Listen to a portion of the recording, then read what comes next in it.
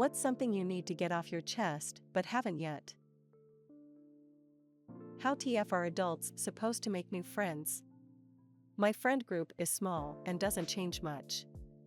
I work either remote or in client's office, where people sitting next to me are complete strangers, not even my coworkers. My hobby is board games, which requires a group of people to even start. How the F do people find friends and/or love? Here's the thing, we're supposed to make friends the same way as kids, spend time with strangers, sift through them all, see if there is any connections, follow those connections. The reason it's easy for kids is they have all the time in the world to do it. They aren't conscious that it's what they are doing. They, little kids at least, are invincible against rejection and vulnerability. Now for an adult, we have 6 free hours in a week. Why would we want to spend it with a stranger? Oh, to make friends? Then I'm going to make sure to optimize my time and do it right. Then we overthink and overdo everything, and it all comes out bad. The secret sauce is that the real treasure is the friendships you make along the way. I won a running event yesterday for the first time ever, only a small local one but still, and it means so much to me, but having almost nobody to share it with and enjoy it with is sad. Nobody cares about me or my life, and as hard as it is to admit, that is reality. I am worthless to the world, and that's just sad. I have to go get a biopsy done because I might have cancer.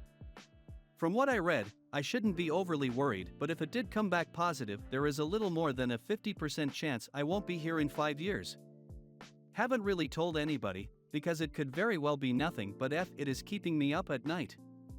Edit, thanks for the love everybody, should be fine. As people have mentioned, could come back negative, could be cancerous, but benign.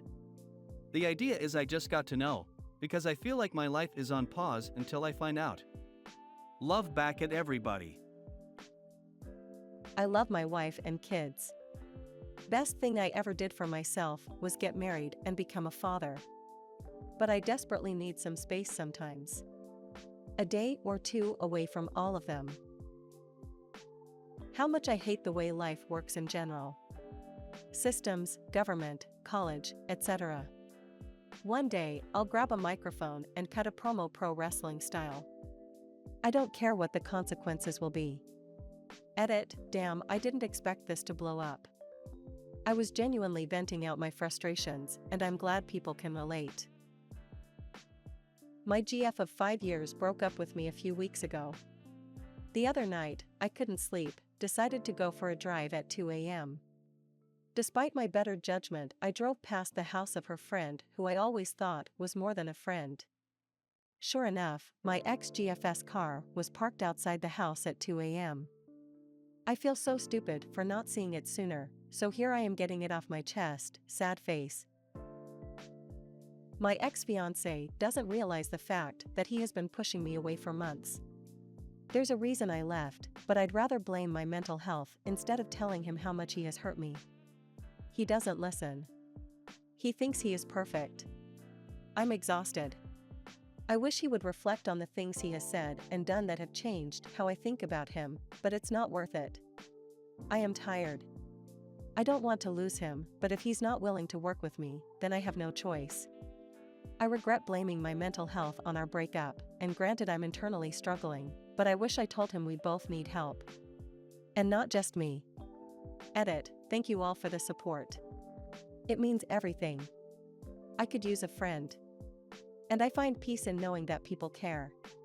While I tend to not believe in karma, this man doesn't even deserve to be called an ex-fiancé, will pay for the abuse.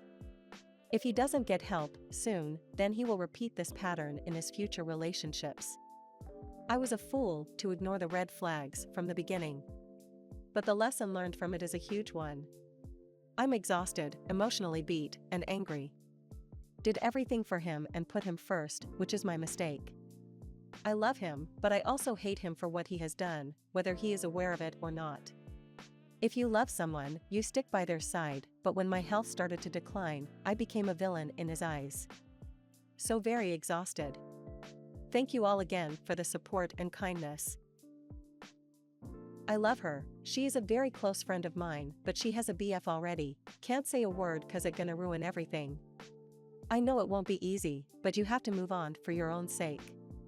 Sometimes you'll see new opportunities only if you let go of the things that are already lost.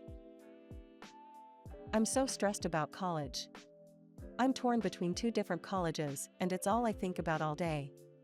I'm planning to study economics, but IDEC if I like it. I'm exhausted. I don't want to make these important life decisions. I don't feel adult enough to make them. I want to be 6 years old again. I just want to spend my days curled up with a spouse and maybe a kid or two. I don't want some fancy home, just a nice, modest place.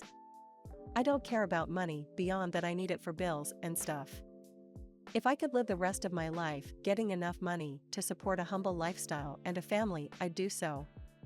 I hate that politics and all the issues of the country constantly get thrown into my face because I don't care about them, and the only reason I do care is because everyone expects me to care. Pretty much the only issue I have actual investment in is workers' rights, and that's only because so many employers are dirtbags who won't even let an employee sit at work because it's unprofessional. Please, I just want to spend my days playing video games, playing with the kitty, kissing my spouse, and caring about if little Timmy is doing his homework or little Tammy makes it to soccer practice on time.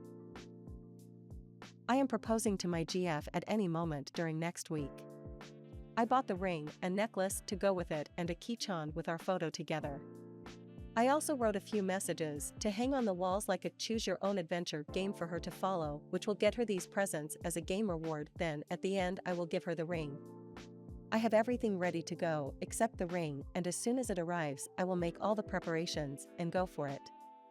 I'm dying of excitement and I can't wait to do it. I wrote a short book that sold a lot of copies and got some serious traction. I made some money off it. In a real way, it was the culmination of some things I've been working on for years privately. My family brags about it, but they never even read it. None of them read it. You could read it in like 2 hours. I have strangers contacting me telling me how great it was and that they read it in one sitting, but no one in my own family even read the first few pages. I know because of things they said about it. I didn't even ask them. That was basically the last straw with them. I'm not mad, I just don't care anymore. I'm, fitting metaphor, a closed book now because who cares, they won't ever notice anyway. My ex and I are absolutely not going to reconcile. He is pulling out all the stops to try and get me back, but I am just not having it. He had 13 years to treat me right, and it is massively unfair that he waits until now to even try to treat me right. It's a huge slap in the face because it means he always had the ability to. He just didn't think I was worth it. I'm starting to believe no one will ever think I am worth loving. I might delete this, but here I go. I just got a new job and I'm thinking about telling a friend of mine, old head of a department from my old job, that I like her. We meet every week and cook together and watch The Mandalorian together or a movie. We have often given each other deep, intimate hugs, and when it was my birthday she made me muffins, the first time she had made muffins in her life, because she knew I love them. I have sometimes given her long and deep head massages for a long time, so I think there are signs out there that she likes me and I like her back. But again, I'm scared to telling her and that I could lose her and the cozy times we have. I nearly died last night from an allergy attack. There had been a replacement of regular flour with almond flour in the meals I usually buy with no packaging update, new recipe, or some indication of almonds would have been nice. My EpiPen has expired, so I couldn't use it. I ended up crushing 3 Benadryl tablets, mixing them with water, and slowly drinking it to keep my throat open. I didn't realize how close to dying I was until I woke up this AM and my whole body feels awful. My esophagus and stomach are raw from the intense swelling, and I had a rebound attack about 25 minutes after I woke up. Not life-threatening, but I was able to take my normal milk allergy meds and be fine. This surfaces as a part of a serious issue with our foods. I have a previously serious milk allergy, whey and casein, and they put it in everything now. I started taking strong allergy pills every day since it couldn't be avoided, but many companies are allowed to advertise without indicating a recipe has been updated.